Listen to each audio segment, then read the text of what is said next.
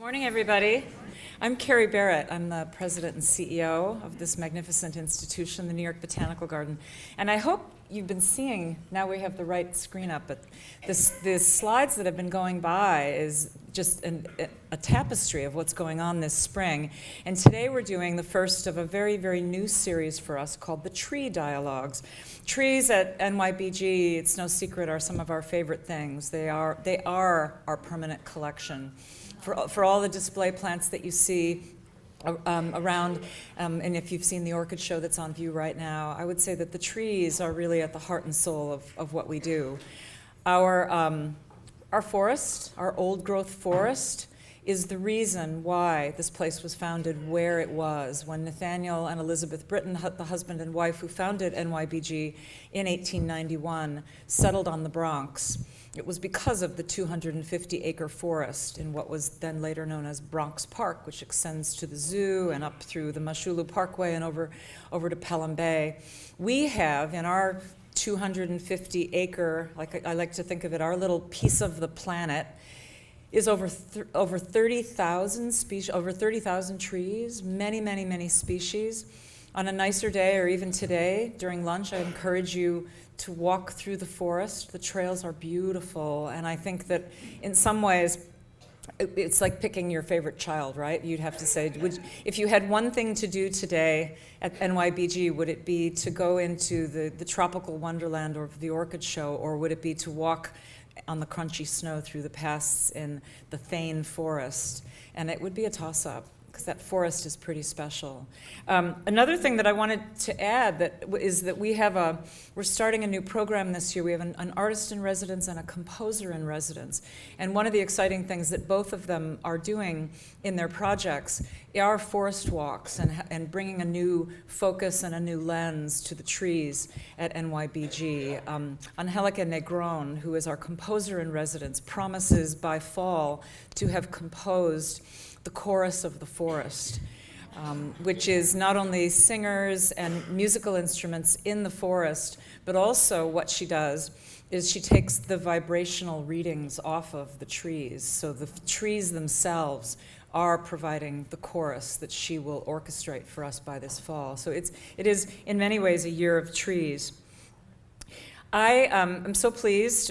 I'm so pleased to have our guest here today to be talking about Richard Powers in conversation with Todd Forrest, talking about his great book, The Overstory. It's my job to introduce my colleague Todd, who will then tell you a lot more about Richard. But I'm delighted that somehow we timed this event right after you were nominated for the Faulkner Award, which is just fantastic.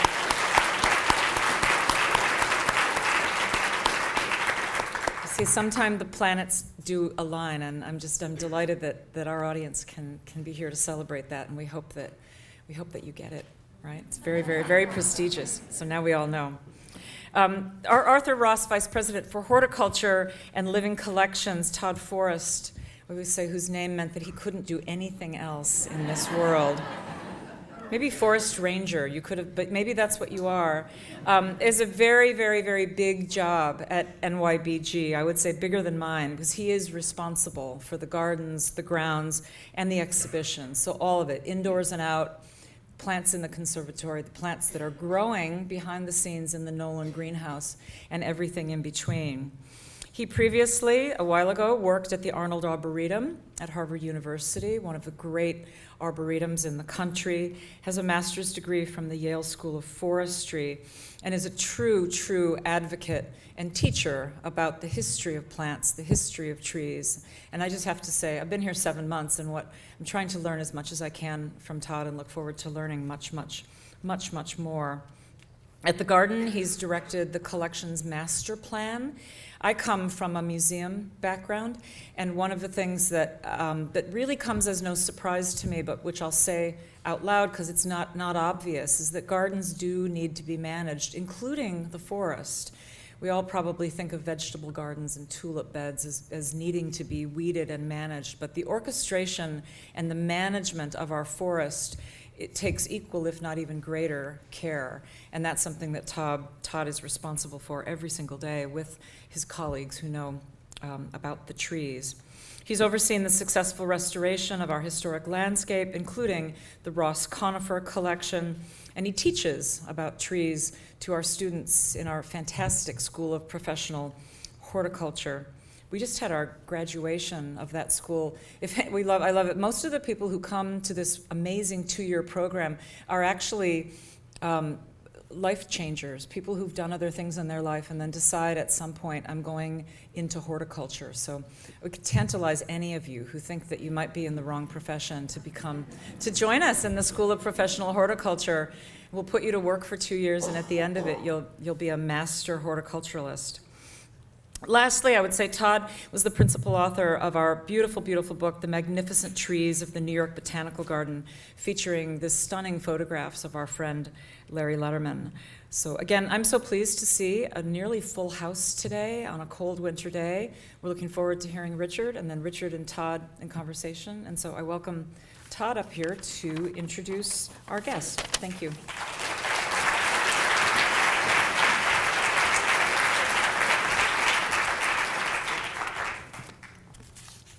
Thank you, Carrie, and it's my honor to welcome you all to the first of the Tree Dialogues, a series of conversations with authors of books that explore trees and forests, or as I put it, finally a book group to which I can contribute. We are honored to launch this series with one of America's most acclaimed authors, Richard Powers. He's written a dozen novels that have explored varied topics: music, genetics, neuroscience, artificial intelligence, and virtual reality. He is a MacArthur Fellow and a 4-time National Book Critics Circle Award finalist. His 2006 novel, The Echo Maker, was a Pulitzer Prize finalist and won the National Book Award.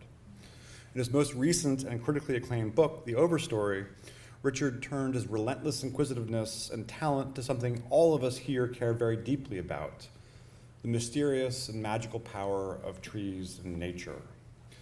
The Overstory was a finalist for the Man Booker Prize and is, we just learned, a finalist for the Faulkner Prize. Clearly, this amazing novel has struck a nerve. To be perfectly honest, when asked to engage Richard in this conversation, I was, of course, at first very honored and then deeply intimidated. I don't read much fiction these days. My extremely limited attention span tends towards natural histories and tree identification manuals. So it was with a little, more than a little trepidation that I agreed to read The Overstory.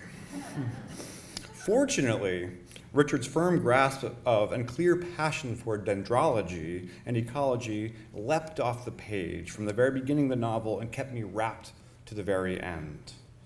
Richard brought every ounce of his legendary intellect to learning, internalizing, and sharing the Dendrophile's canon. Of course, The Overstory is a work of fiction, not a field guide, and Richard harnesses the power of storytelling to explore the complex and dysfunctional relationship between humans and nature. As even cursory awareness of the degradation of the Anthropocene would indicate, the story of that relationship so far is a tragedy of false dominion. Can we take solace from the fact that the story is still being written? The optimistic among us hope that with inspiration from great thinkers and communicators like Richard, we will come to genuinely understand our place within and not above nature, and thus be redeemed. The garden was a resource for Richard while he was working on this first draft of the book, and we are so pleased to have played a small part in its creation. Bill McKibben described it as a kind of breakthrough in the ways we think about and understand the world around us at a moment when this is desperately needed. Please join me in welcoming Richard Powers.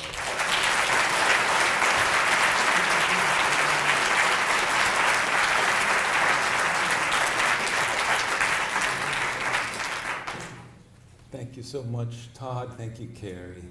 It is a joy to be back here. I was here a little over 2.5 years ago when I was in the home stretch of the book, brought here by a dear friend to see the Thane family forest and get a glimpse of that parcel of uncut glory.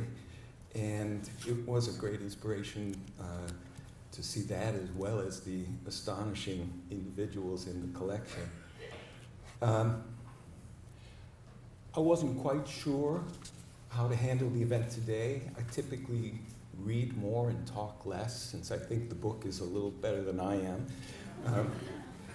Today I'm going to do the reverse, and I will conclude with just a short passage to give you a sense of the quality of the prose, and lead into that with a little bit about the genesis of the book, how it came to me and what it did to me. Barbara Corcoran agreed that she would stand up and give me some signal when it's time for me to quit. I think we agreed on this. This was the so I will try to hit my mark on this, because I'm here basically to talk to Todd, which would be my favorite part of today. If what follows sounds a little bit like a conversion narrative, it's because it's a conversion narrative. I happen to reach the ripe old age of 55 as close to tree blind as a person could be. I loved them. I thought they were beautiful. I could be struck by individuals of great size or strangeness, but I could not tell an ash from an elm, and I could tell maple, maple leaf, Unfortunately, I also put sweet gum leaves and sycamore leaves into that category.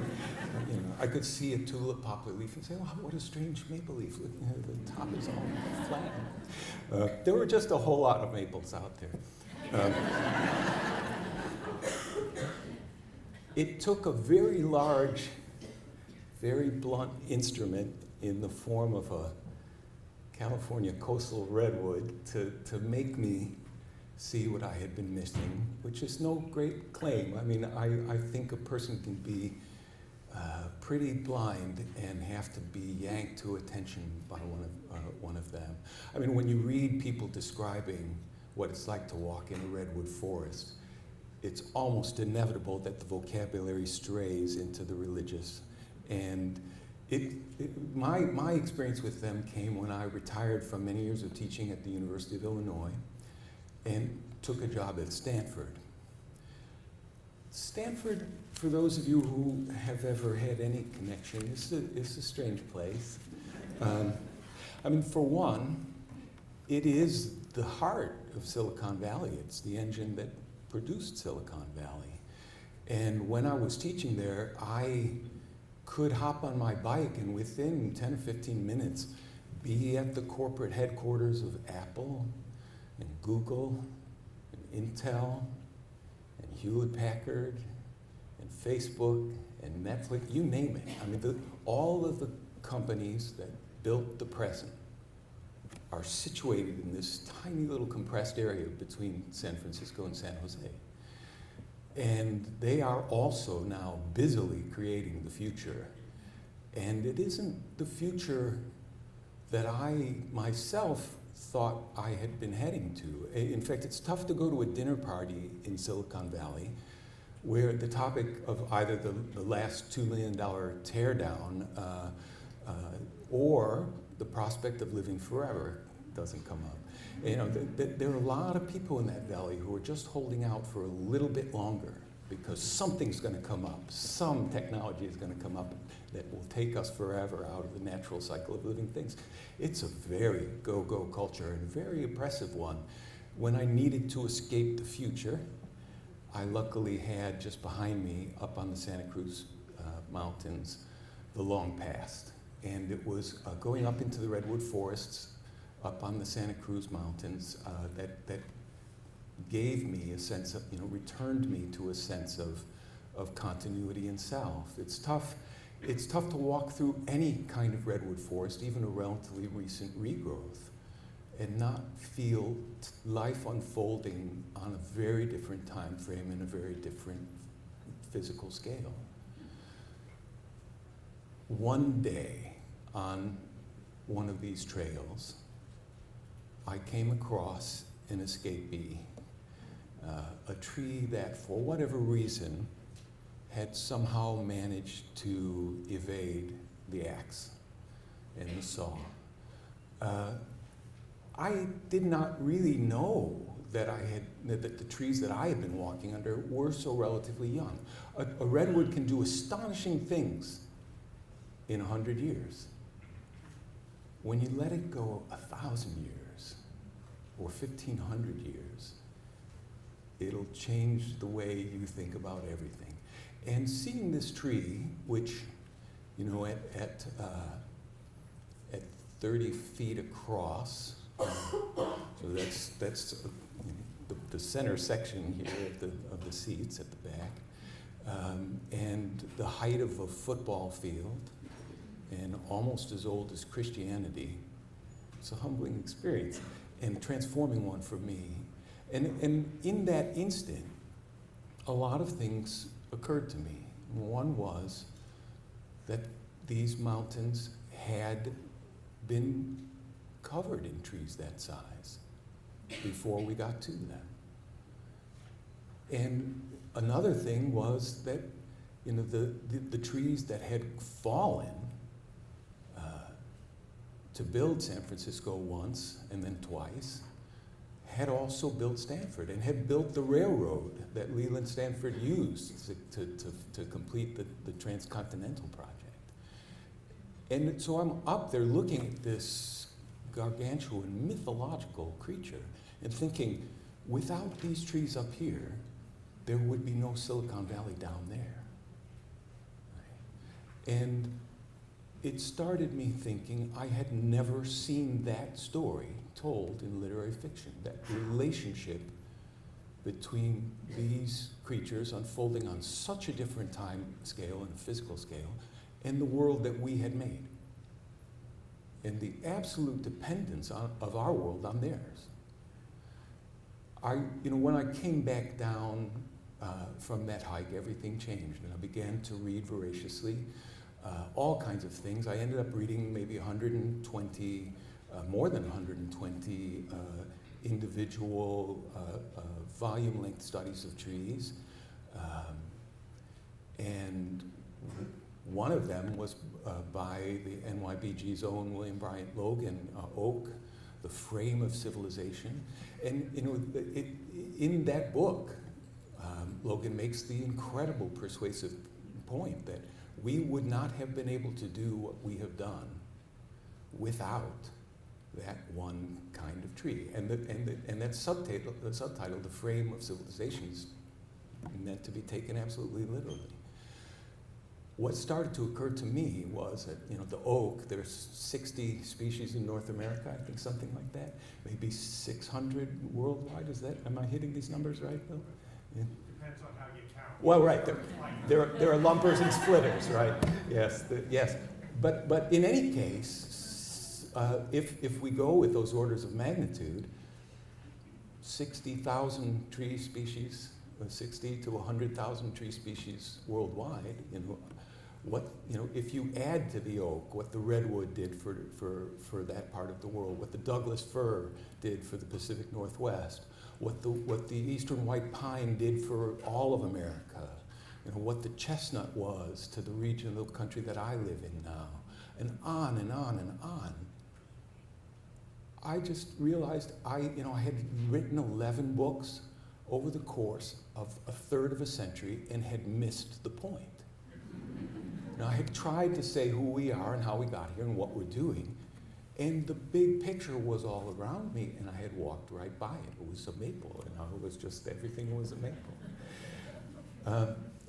And that led me to think all kinds of things about how to get this message of our absolute interdependence into a novel form. The novel is not especially conducive to that idea. In fact, the novel, in the last couple hundred years, has become especially good at ignoring that idea. I mean, we novelists are extremely good at psychological meaning, at sociological and political meaning, but this notion of the task of the humans to find a place, find a way of living here in a world whose stories and purpose and values and agency are so very different sometimes from our own. It's tough to fit that into a story using the traditional character-driven beginning, middle, and end. For a while I thought, I'll write a novel with trees as the main characters, actually just focalized entirely through trees. I got very excited by this idea until I realized that could mean, a hero that lives for 500 years and never moves, which presents some technical difficulty. And in fact, after thinking about that for a while, I realized that really wasn't the kind of book I wanted to write anyway. I wanted to write a book that took issue with human exceptionalism. It took issue with this idea that we are somehow autonomous, which means also taking issue with the idea of nature as something that's separate or outside us. I wanted to write a book where the trees and the people were both in the story and talking to each other and changing and affecting each other. And in fact, what I ended up with was, yes, there are human characters in the book. It is a novel. The 9 main protagonists in the book undergo that same kind of road to Damascus conversion that I had up on the crest of the Santa Cruz Mountains in front of the Methuselah tree. The understanding that we are not separate, we do not have dominion, that in fact we could not exist without trees and they would be very, very comfortable existing without us. They have done so for a long time. When I was working on the book, it took me about 5.5 years, all told. Friends and family would say, "What are you working on now?" And I would say, "I'm writing about trees." And you could see the eyebrow go up a little bit, and the head tilt. And, that puzzled question, "Oh, so you're writing a nonfiction book?" "No, I'm writing a novel about trees." And there would always be that little awkward moment, and, the good luck message was always a kind of codification of, "I hope you know what you're doing." I didn't know what I was doing, but the deeper that I got into it, the more I wondered, why aren't all books about trees? And actually, all novels, and the farther I got into that, the more I thought, wait a minute, actually, they used to be. Most of world literature, for most of human history, would never have dared to try to tell the story of who we are without putting the non-human front and center into that story. So that's what I tried to do. So I think what I'm going to do now is read you a tiny section about one of these 9 characters. This will probably only take between 5 and 10 minutes to read. And let me set it up this way. The character's named Patricia Westerford. I think she's at the heart and soul of this ensemble cast. Although she never gets involved with the direct fight to save Old Growth Forest, which maybe Todd and I might talk a little bit about, she is the guiding spirit of the other central protagonists. She's in her childhood, she is born with a hearing deficit, and it's not immediately diagnosed by her parents, and so she consequently has a bit of a speech impediment growing up before her hearing is corrected, and this makes her a bit of a freak to her peers.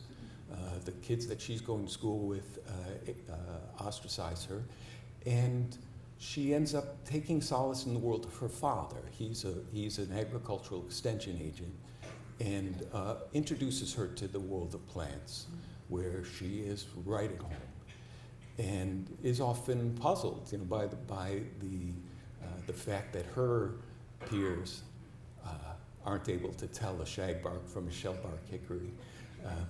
And her father says simply this, this is Adam's curse. Here's the problem. We only care about things that look like us. The stories that we know have to have us at the center of them. And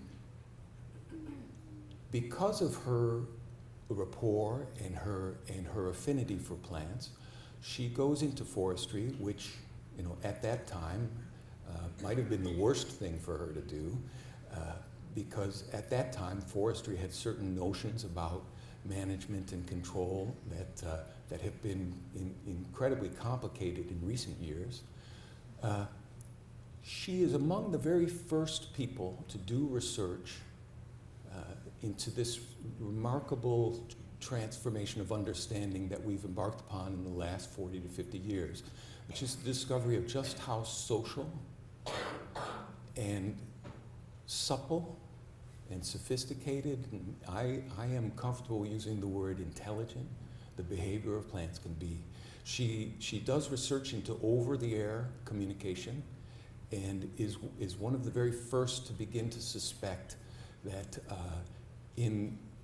when a tree is attacked by a predator of one kind or another, that in addition to producing its own chemical defenses to that predation, it sends over-the-air signals that are received by other trees, who then begin a preemptive creation of their own anti-predation chemicals, almost as if they're sharing a kind of vast immune system between them. This research, she rigorously verifies empirically, is mocked by her field, and in particular by the alpha male gatekeepers of her field. And she is humiliated and withdraws from the profession and goes underground and spends a series of years in a kind of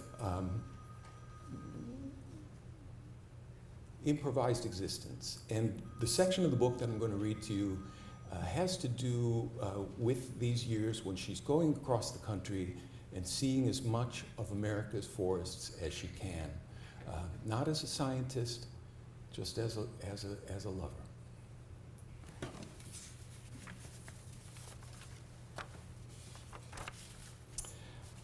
I'm going to say two more things about this before I start. One of the great pleasures of writing the book, has involved meeting the most extraordinary people. By and large, people who love plants are very special people, and two of them had something to say about the making of this passage. One was Joan Maloof, whose wonderful books about trees, a lot of people in this audience will know. She is the founder of the Old Growth Forest Network, and Joan opened my eyes to a lot of things. One of them was, there is no one alive, there has never been a human being alive who has seen the richness and the density and the interdependence and the reciprocal, tightly bound ecological complexity of an old growth forest come back from a clear cut.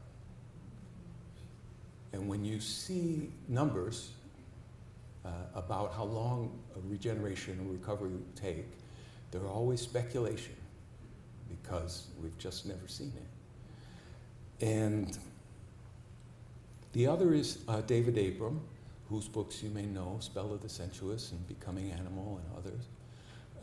And David opened my eyes to something. He said, when we talk to another living thing rather than about it, something happens to us. And he says to talk to another living thing rather than about it, the closest analogy would be prayer. And in fact, this little scene involves Patricia going up to the Northwest and having a small moment which is based on her knowledge of the kinds of prayer that would have been common in that region, in those forests, not all that long ago. In 1981, Patricia heads northwest. Giants still grow in pockets of old growth scattered from Northern California up to Washington. She wants to see what uncut forest looks like, while there's some left.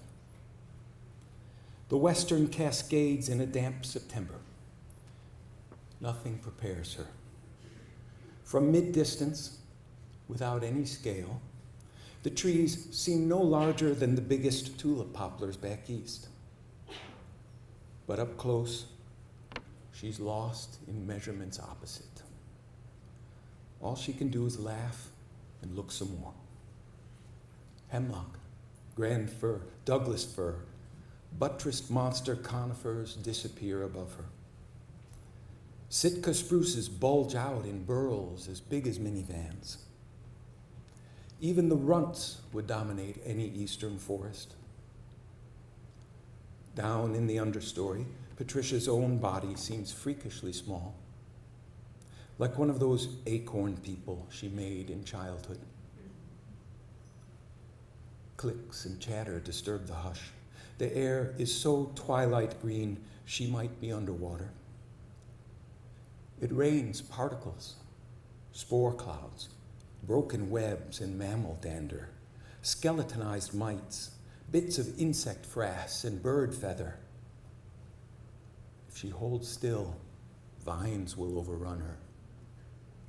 She walks deeper in, crunching 10,000 invertebrates with every step, watching for tracks in a place where the indigenous language uses the same word for footprint and understanding.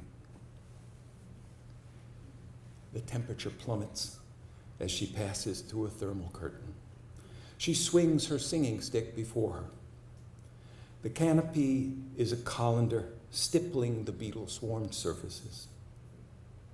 Sword fern, liverworts, lichen, things with leaves as small as sand grains stain every inch of the dark logs. The mosses are thumbnail forests all their own. More bushwhacking reveals the prodigious rot. Creature-ridden boles crumbling for centuries. Snags, gothic and twisted, silver as inverted icicles.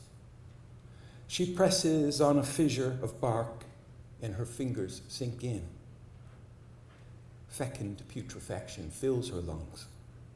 The sheer mass of ever-dying life packed into each cubic foot, woven together by fungal filaments and dew-betrayed spider web, leaves her woozy. Mushrooms ladder up the sides of trunks.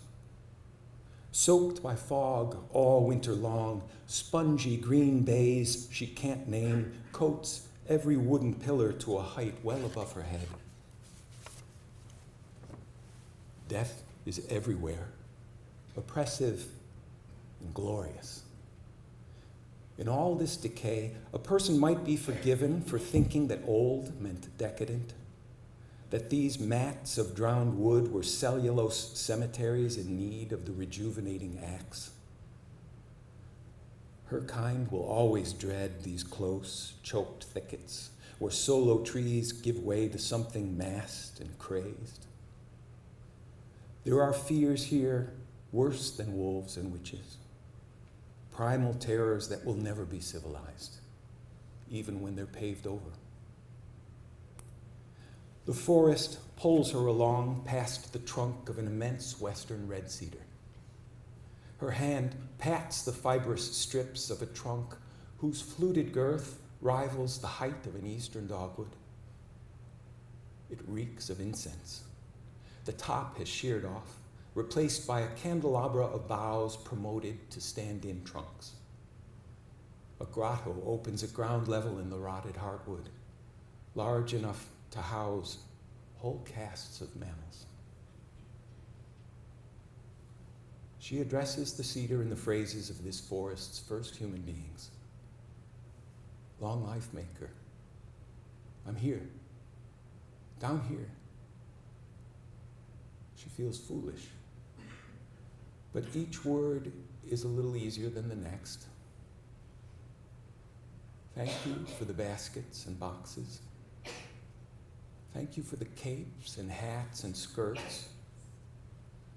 Thank you for the cradles, the beds, the diapers, canoes, paddles, harpoons, nets, poles, logs, posts, the rock-proof shakes and shingles, the kindling that will always light.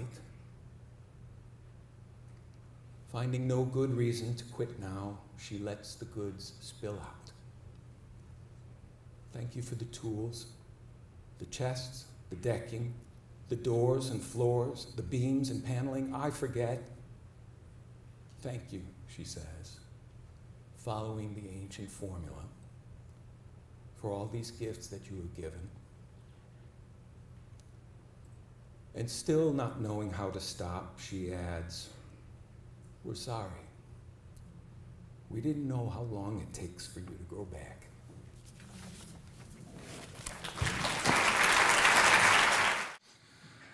But as I said in my introduction, fiction scares me. I never understand it, but trees inspire me.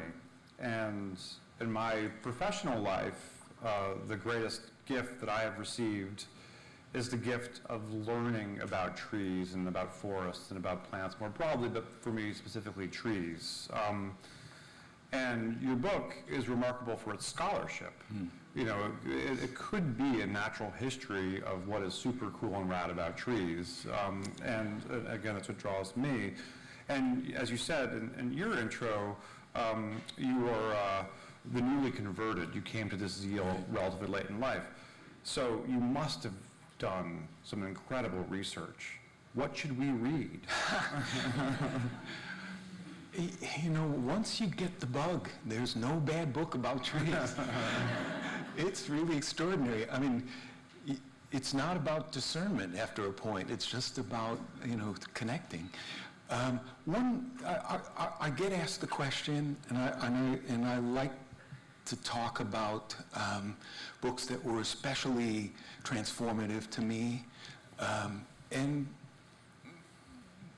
the other lovely thing, which is similar to the kind of pleasure that you can take in the topic as a whole, which can be very, very specific, and I love the books that were devoted to individual species of trees, ginkgo, pecan, pawpaw.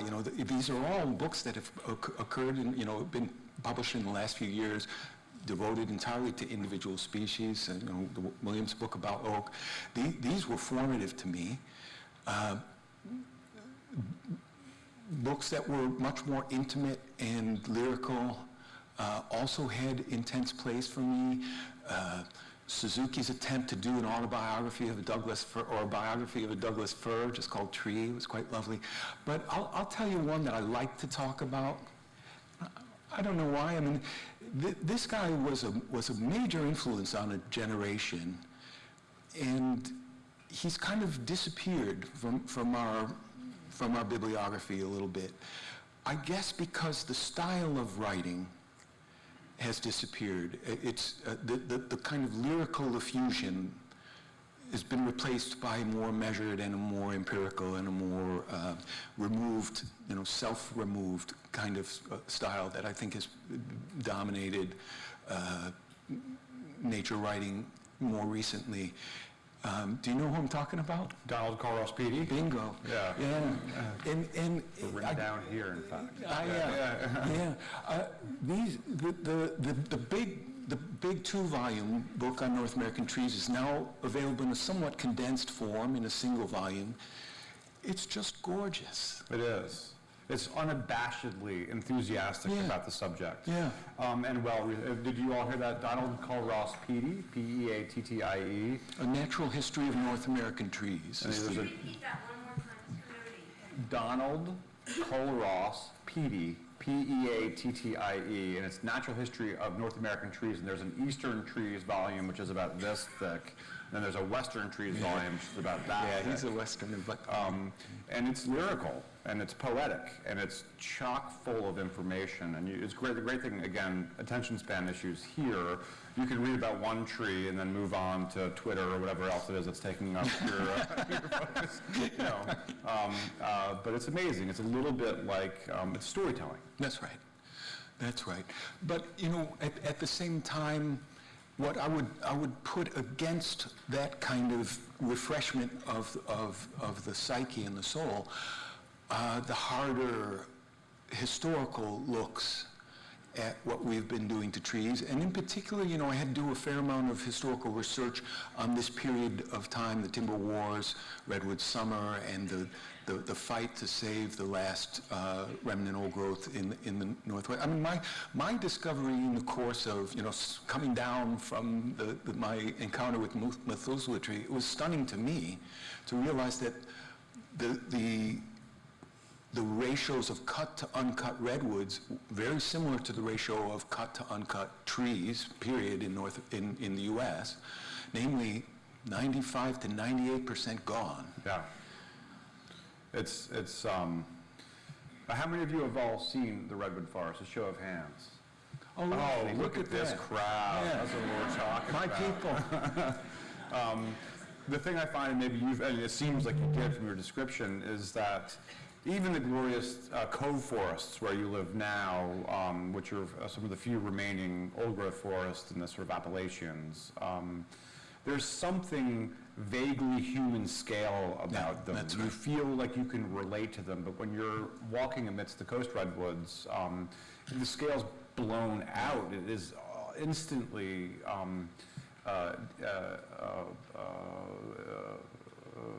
erases human exceptionalism. That's right. That's right. You cannot hold it and look at those things. It's just wow. Okay, Yeah. small, very small, very small. I will say, though, I mean, you invoked my favorite topic in life right now, which is where I live. The book changed my life, literally, 4 years ago in trying to research the remnant eastern, broadleaf forests. I kept reading that if you want to see, good chunks of them, and forests that look much as they did, 10,000 years ago, that the Smokies was a good place to go. That there still is something on the order of 100,000 acres inside the park, for instance, that has not been cut. And I went down there 4 years ago, and, as you walk up from the regrowth into the primary forest, you don't have to know anything to know that you're going into a different world. Yeah. It looks different, it smells different, it sounds different. And, I know you weren't denigrating our eastern trees, but to see a tulip poplar that's 25 feet in circumference, that changes your idea of what a broadleaf can do. Right. So, for me, I went up there and I said to myself, I'm an Easterner. I thought I knew what an eastern forest looked like. And this was the first time I'd been in a fully healthy, functioning eastern forest. And it changed the way, that I felt. And a year later, I was still thinking about that experience. And I thought, I feel better, and there is something endless to learn here. And I bought a house right outside the park, and I've been living there for the last 3 years. And you can always go to Gatlinburg when you need Right, entertainment. when I need to remember what humans are all about. Well, there's a Vegas, as we great call it. Japanese tradition of forest bathing. Yeah. So it's it's good for the body, high oxygen, Right. exercise. Yeah. But I would argue it's equally good for the mind and for the soul. Again, to make yourself small, or to feel small, or to feel part of something might even be better than feeling small, because it's one of our issues that I believe that we have is proportionality and scale and Right. ratio. We just don't get where we as people, how we as people fit in to nature. Right. And we were talking about this before, and I'd be interested to explore a little bit more with the group. A lot of the recent kind of environmental literature or environmental advocacy is we must save that thing out there. Yes. Because that's the right thing to do. That feels to me just another form of dominion or exceptionalism. That's right. Who are we to say that we can save that? Instead, I believe, if we're to be successful, we have to view that thing out there as essentially part of us, and us as essentially part of it. Yeah, and this, if you do take exception with this notion that we are autonomous, you have to take exception with the old nostalgic notion of wilderness. Right. And so many people have come upon this from so many different directions that we have been shaping that world since we've been around.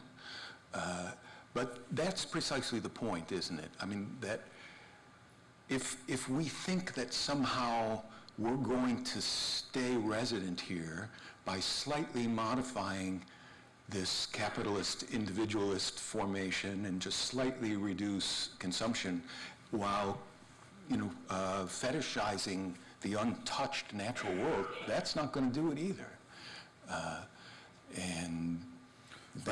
Go ahead. Well, people love nature until nature includes deer ticks, mosquitoes, and pit vipers. Yeah. So I think we have to understand. That if it's outside of us, if it's other, it could be conveniently forgotten or ignored. Yeah. Well, it's a huge topic and a super interesting one, and it's at the heart of the book. But my feeling is that we've been colonized by something fairly recent, but so pervasive that it seems invisible to us, and that we really are all some variant of Margaret Thatcher saying there is no alternative, right? Yeah. And that formulation is simple, that meaning now for us has become private and synthetic. With the Western history overthrowing all kinds of external authorities and collective authorities and saying there's this universal priesthood and it's just about whatever meaning you can make for yourself, and that gets mediated by a commodity culture, and it gets exacerbated by this notion of human exceptionalism. If we mean to stay here, as this 200,000-year upstart that's finally, in the last 2 centuries, latched on this idea that somehow we're making our own meaning, we have to give that up. And step one, I think, in my personal journey, was to start seeing. Awareness. Yeah, just to see. Right. As the necessary first step for a different kind of relationship to the world, which is to say meaning is out there. And it has to do with these uncountable, complex, reciprocal relationships that nevertheless acknowledge mortality as an engine of life. Our whole anxiety is if we can just somehow get a little bit more control, as I was saying about Silicon Valley, that we're out of here. Yeah, that is the novel is reviewed as and described as a novel about trees, but I see it very much as a novel about the human relationship and kind of human responsibility, and maybe we hope a transformation of human awareness, because we all need to open our eyes and understand and move forward. We at the Garden, we have a plant love. Plant love is sort of the theme of our programs and activities and events this year, and it's built on the principle of plant blindness, which Patricia's father, I think, explains to her in the novel. And it's you first must come to see plants, and once you come to see them, you should come to know them, and once you come to know them, you can't help but fall in love with them, and once you fall in love with them, then you realize it's your responsibility to save them. And I love the personal journey that you've taken in this process, and I love the journey that all of the characters in the novel take. It's that same journey. And maybe the results are not as cheery as you might think, or you might hope, but the transformation is there, and the awareness is there. And you said in your discussion, that every human story written prior to, I don't know, Thackeray had nature as its as a main character in some form. Right. And think about the myths. I mean, your book, there are 20 tree myths that are kind of woven throughout or mentioned directly. Right. Are in any of those? Is our salvation in any of those myths?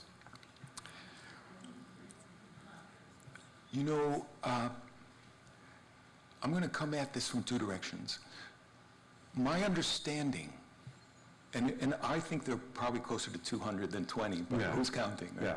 Yeah, clearly not me. But and part of the challenge of the book was how to put that much science and that much literary scholarship into a package that will still seduce the reader of a novel. Right.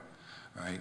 And when I traveled for the book when it came out last year, and I was attempting to find some way of giving my enthusiastic summary of what's in the book, I had to keep saying, but it's also a story. They're also human beings and things happen to them. Right, yeah. It's not all trees.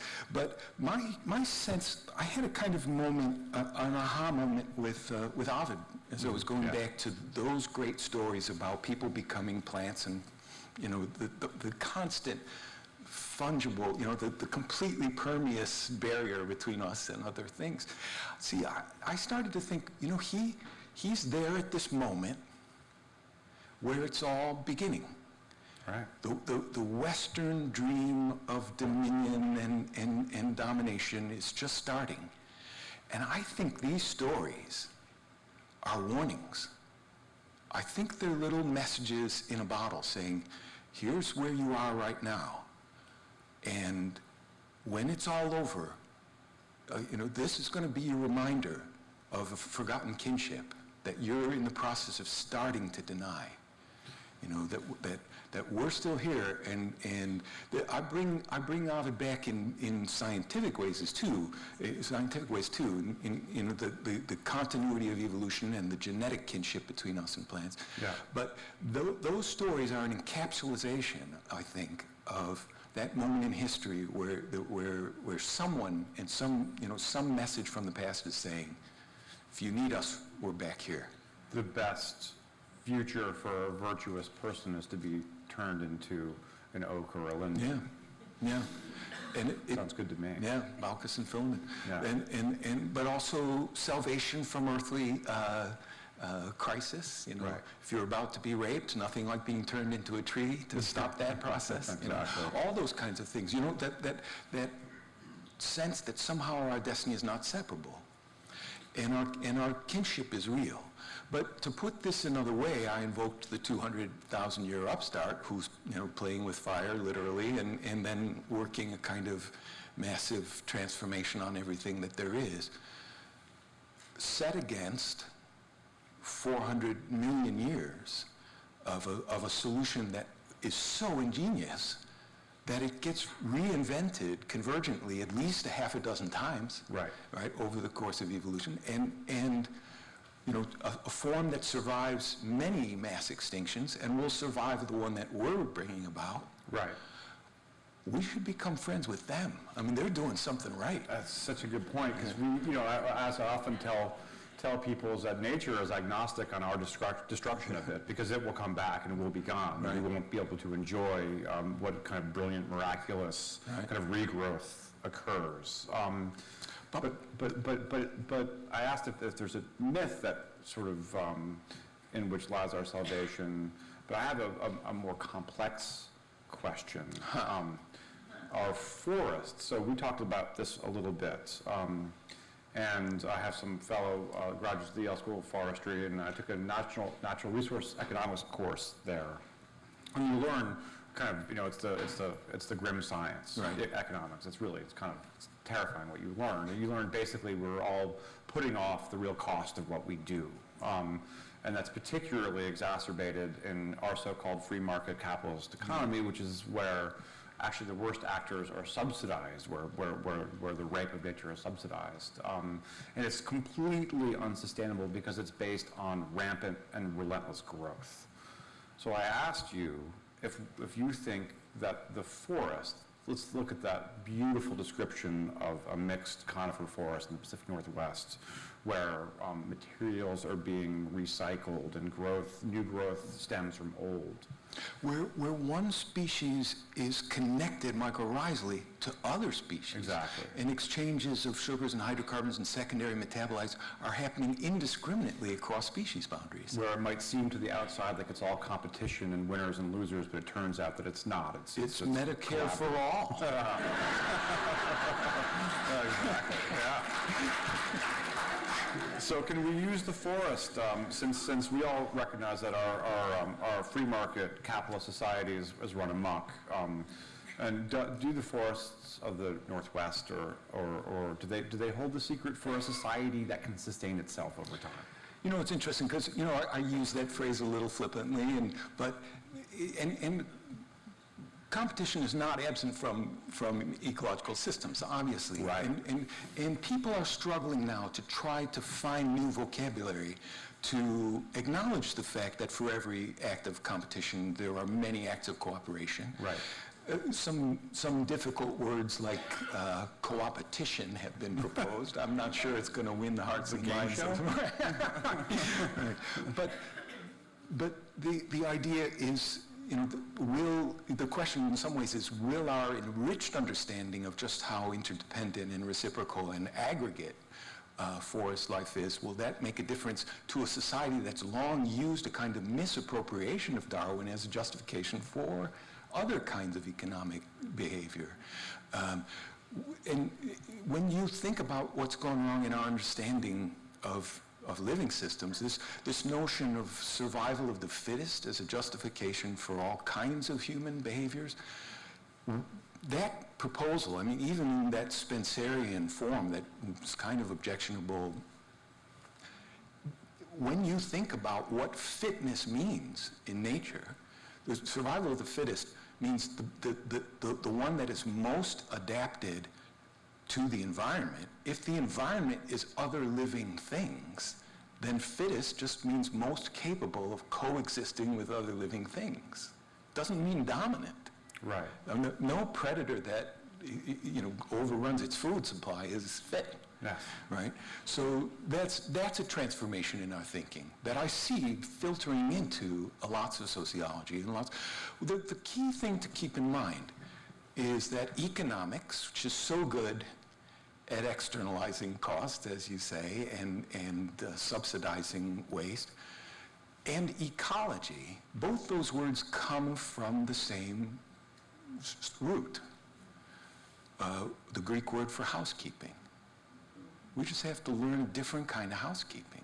And to do that, I think, requires this transformation of individual consciousness from believing that there is no meaning out there, which is, you know, Robin Wall Kimmerer, who'll be here with William later in the series, you know, she has great passages about this phenomenon of species loneliness.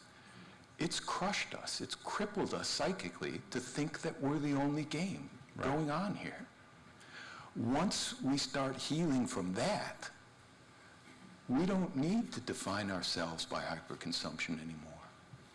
And so what's funny is one of the criticisms of Peter Wellington's books is the anthropomorphication of nature, that we're trying to assign our own values to nature so it's more recognizable. It's the thing that Patricia's father, it doesn't look like this, we don't care about it.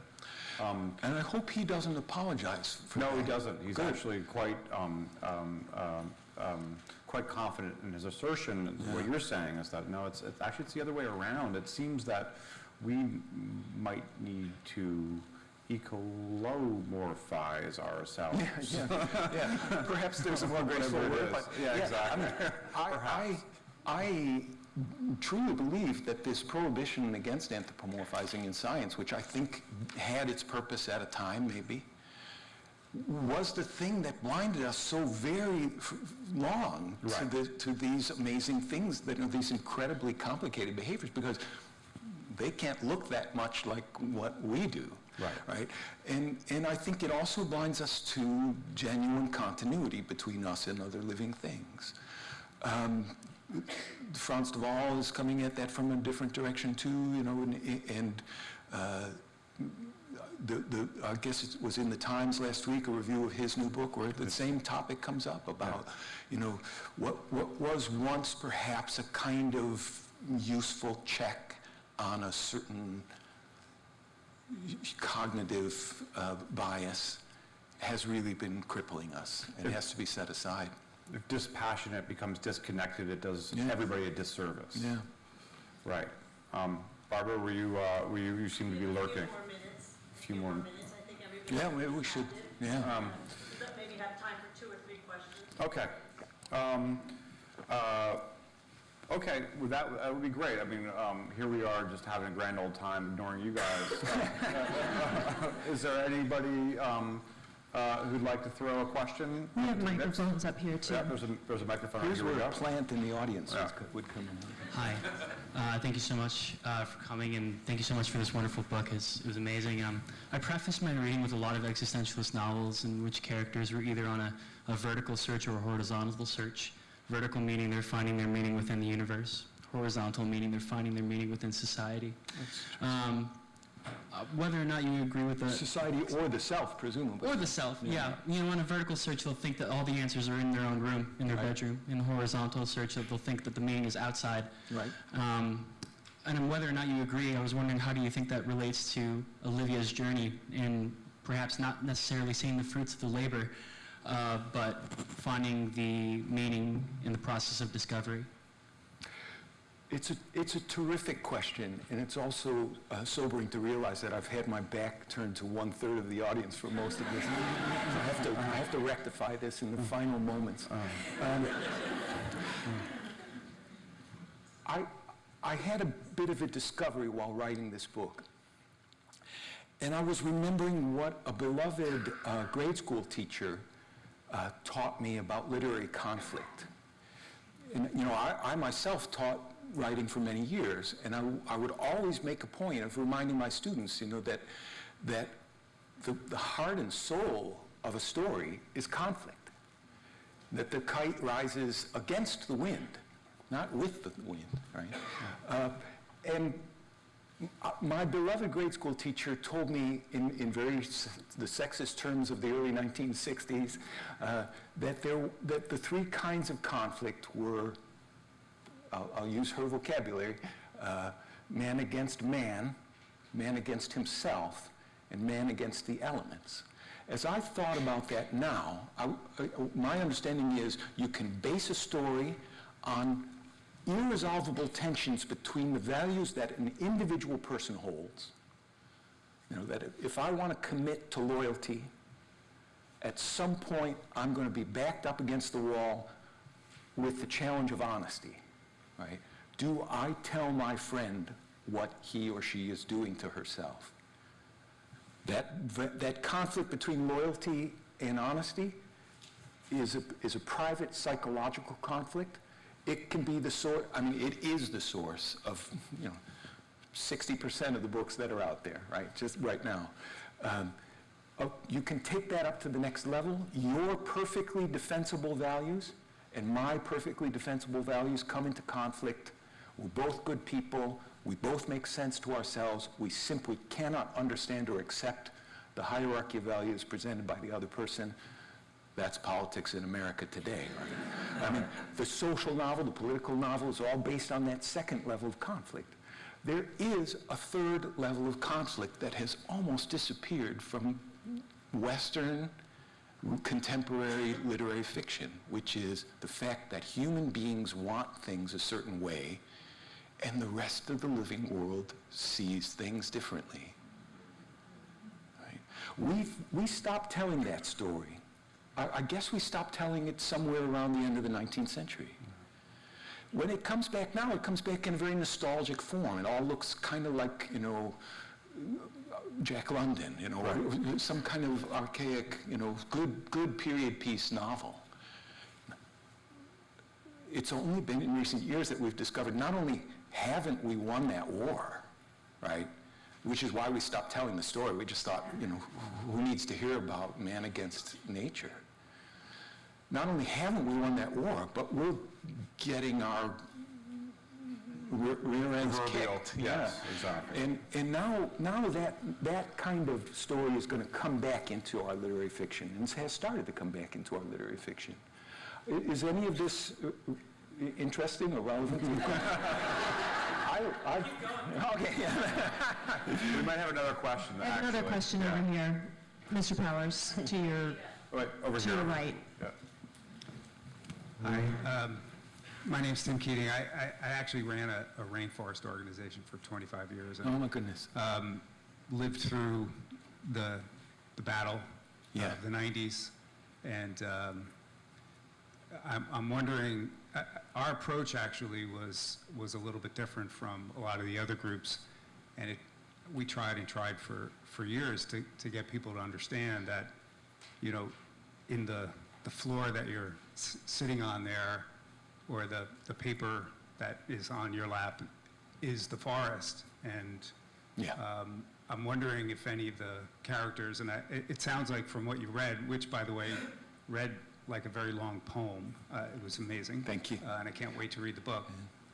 If any of your characters also are active in the issues around the stuff that is being made from the destruction of these places, because my experience has always been about, you know, looking at this thing as what it was, and because that's still what it is, and we are not in any way separated from this. It surrounds us. We don't have to go, although I've been in clear cuts many times, but we don't have to go to these places to see the tree, because we're writing on it.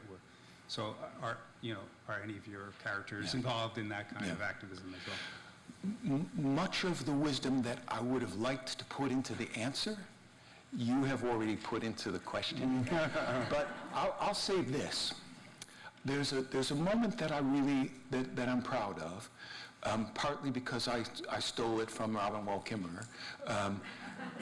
Robin got in touch through a mutual friend, and you know, she had read the book and wanted to, and I immediately thought, uh-oh, here comes the intellectual property suit. Fortunately, she said her lawyer, Michael Cohen, was tied up. She wouldn't be pursuing it. But there's a moment where I managed to fictionalize something that Robin says so beautifully in her essays. I have two characters who are tree-sitting, you know, 200 feet above the earth in an old-growth redwood, much like my Methuselah tree. And, you know, they have constant back and forths with the loggers at the base of their tree. And the loggers are saying, look, you idiots, you know, these things grow back. We need them. You've been consuming these things your whole life. You know, well, who are you to tell us to stop cutting?